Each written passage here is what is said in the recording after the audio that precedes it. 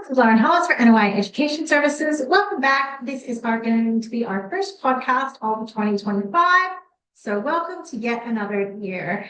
We are continuing with our RTO operation series, and today we're going to be talking about completion rates. Now, completion rates is a really interesting area, primarily because depending on the way that we pull that data, it really can be a little bit of a deceiving picture. So it's really important that when you're setting up any reports as to what your completion rates are for your qualifications, there needs to be a few different factors that you take into place.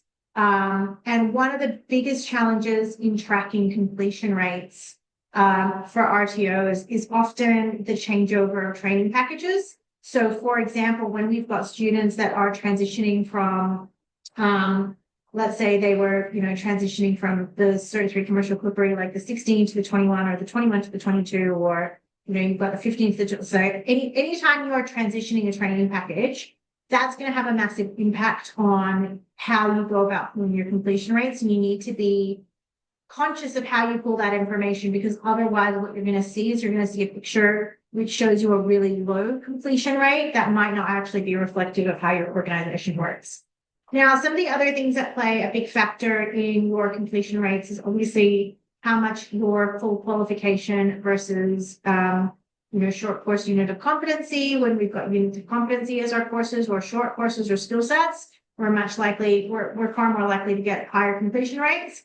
And then also how much you deal in traineeships and apprenticeships in your industry area as well. So, for example, when we look at particular qualifications over time, we can see certain industries that have really high completion, like really high enrollment rates, but very low completion rates. So one of the things that I do recommend that you do if you're going to start looking at your completion rates is to benchmark yourself against industry. Now, the easiest way to benchmark yourself against industry is to go into the NCVER data builder and run the reports for your particular qualification. And you can even filter it for your like your delivery mode, or whether or not you're dealing with traineeships or apprenticeships, or whether or not you're in a particular, area, for example, like a state. But what I do recommend, at the very least, go and benchmark yourself against the qualification. So, for example, we can pull up in NCVER and we can look at the data of the enrollments for the last, 4 to 5 years, and we can look at the completions for the last 4 or 5 years. Now, I'll take something random, like I think I was doing the other day. I was doing painting. And so we looked at it, and there was, in Queensland, there was around about 1,800 enrollments in painting pretty solidly every year for like the last 4 to 5 years. And then there was about anywhere from 400 to 600 completions. So benchmarking as an industry, we're looking at about 30% as a completion rate of those that enroll to those that complete. Okay. And those numbers are consistent over like a 5-year period. So what we then want to do is we want to look at our particular RTO or your particular RTO, and you want to see whether or not you are average or above average in that area. And that's obviously what you're going to be aiming for. Now, you can then start to filter things like as I said, you can filter for the delivery model. So like if you're delivering in the apprenticeships and the traineeships area, I think that can be an important filter, because certainly across certain qualifications, when we look at like a good example is the Cert 3 commercial cookery, that you're going to see quite a large differential between like your international cohorts and your traineeship, your apprenticeship cohort, right? So I think that can be a useful mechanism, but as a benchmark, it's important to understand what your benchmark is. So when I look at it, for example, retail, hospitality, tourism, all of those have got really, really high dropout rates. Okay. And a lot of that is due to the fact that they're being done through traineeships, and there is a high turnover in industry. So when the staff member chooses to move on from that particular employment, the traineeship completes, and they often don't go on to another area, right? So they often don't move their traineeships across employees. Whereas when we look at something like bricklaying, carpentry, electrotechnology, some of your traditional trade apprenticeships, even when we see students leaving an employer, we often see them moving on to another employer, so that the apprenticeship gets transferred through employers, whereas we don't see that in other industries. So it's important to understand how your industry operates. And also, when you're setting up like a quality management system, your quality management system should take your completion rates into account at a qualification level, and how, in order to have that quality system, it needs to be benchmarked against something. So benchmarking it against that NCVER data, that's a really good way to do it. Now, if you're dealing with like really difficult cohorts, so for example, if you're dealing with, job seeker cohort in rural, in a like a really regional area, right? You are obviously, you're likely to be below your like the national cohort completion rate, right? And that's where thinking about how you set up that NCVER data, it might be a good way to go about it, because you can choose like rural, regional, you can choose, there's a lot of different filters that you can build into those reports so that you can kind of, again, get that good idea as to where you're sitting. And ultimately what you want to be able to see is you want to be able to see that you are operating at industry standard or above industry standard from a completion percentage, okay? When you're pulling that data from your system, okay, from your student management system, the main things that you're going to be aware of is one, you're going to need to take it over quite a longitudinal period.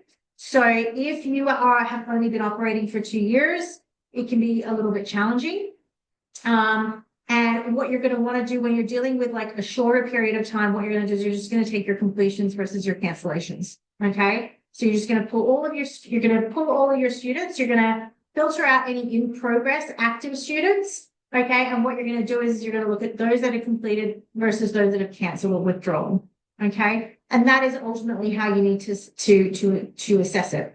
Once you're going over a more longitudinal period of time, okay, you're still going to take your completions versus your cancellations, but the reliability of that data is going to be a lot more, it's just going to be a lot more reliable over that period of time, okay? The other thing that you can then start to look at filtering, and one of the things that I find really interesting is I always do this by qualification, and then where possible, I try and do it by trainer. Okay, now this does depend on you having a decent student, like having good setup in your student management system. One of the things that we often see with student management systems is that the trainer is not allocated. And in systems like Accelerate, from a lot of the other ones that I've seen, even in places like, I think RTO Manager, I've seen it, in PowerPro, I've seen it, you can allocate a trainer. Quite often, these random trainers are free, like to be allocated trainer or like hospitality trainer, like as opposed to, an actual person is allocated. It is so invaluable to be able to get data by trainer. Okay. You really should be pushing your administration to set up and allocate your trainers correctly. Okay. And that should be done through a system. It should not be done through a spreadsheet, guys. Like, honestly, why are we still operating through spreadsheets? This is ridiculous.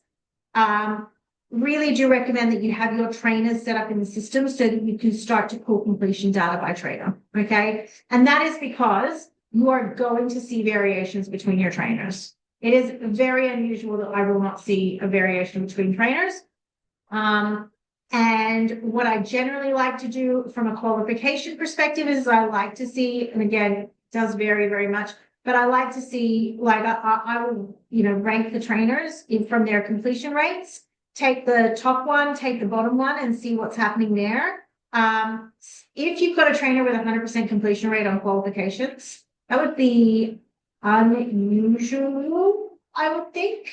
Usually you're going to have a drop off somewhere. So 100% completion rate on a trainer would probably be an indicator to me, in the same way that a trainer with like under a 30%. And again, it is very dependent on the cohort and the delivery method and things like that. However, taking that very top one and taking those bottom ones and then looking at, a trainer that's getting in between, 80 and 95% completion, for qualification, I want to look at what that person's doing. Like, they are probably the trainers that have got some really good strategies in place. They've got better engagement strategies in place. And, that potentially looking at, where we can pair people up and go, well, this is what so-and-so is doing, and this is working really well. You guys have got, especially when you've got people with the same cohort, and you've got people delivering the same cohort and getting different outcomes. That can give you a lot of information as to where there might need to be some, discussions. Sometimes it can boil down to, the trainers holding different expectations for students as well. And that's important to address from a reliability and a fairness perspective in terms of your principle of assessment rules of evidence. So your data is what's going to be giving you a lot of those, objective indicators. Okay. Now you might be getting some qualitative indicators from the feedback that you get from your surveys and from your feedback forms and things like that. But I always find that having that objective data, like when you can sit down with a trainer and go, right, so we've got 3 trainers all with the same cohort. These 2 guys are getting 70% completion rates. You're sitting at a 42% completion rate. Can you talk to me about what's happening here? Right? Like it's the same cohort. So what's going on? Is it a newer trainer that doesn't have some of the strategies? Is it an older trainer that has got really, really high expectations of their students? There's all sorts of reasons why, but the data is what's going to lead you to having that dialogue and that discussion. And that's why it's really, really helpful. Now, in addition to looking at completion rates at a qualification level, we need to be looking at them at a unit level as well. The reason why we want to look at them at a unit level, there's a couple of reasons. Obviously, we want to see what our completion rates are. Okay.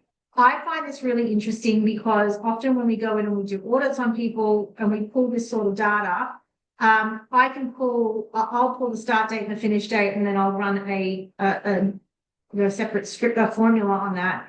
And then I can find out what the average duration is that unit is open for. Okay. And I've had, I've gone in and run reports and, we've got certain units of competency that are closing in, 6 days or in, 30 days or 40 days. And then we've got like a couple of units that are sitting there and they're open for like, 1,032 days as an average. And sometimes there's all sorts of reasons for that. Sometimes we've gone in and we've taken a look at the assessment tool, and the assessment tool is so complex and unclear, and like it's highly clustered, like they've got a cluster of 6 units together, that the students are just not completing it. They're opening it, they're looking at it, they're going too hard basket, and they're just not engaging it. And so even like when a student does complete it, it's rare. So like we can look at the percentage of the completion is low. And then in addition to that, the duration that period was, the duration that it was open for. And basically that's just taking, when you run your report on those particular units, you run it for the open date, you run it for the close date. So the open date is the activity started date, the activity end date. And then you just, add another column, you run a formula of one minus the other, and then it tells you the number of days. And it's really interesting to see, like where you're sitting at. You can also take a look at that from like, what is the model perspective?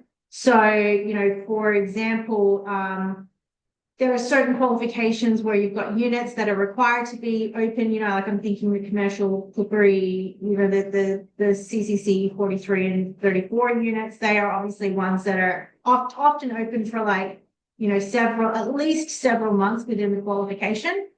But we'll also see other ones where like literally all of a sudden I'm seeing one particular qualification and there's an open date to start date. We've also had situations whereby we can see that the average unit open time is like 0.7 of a day, right?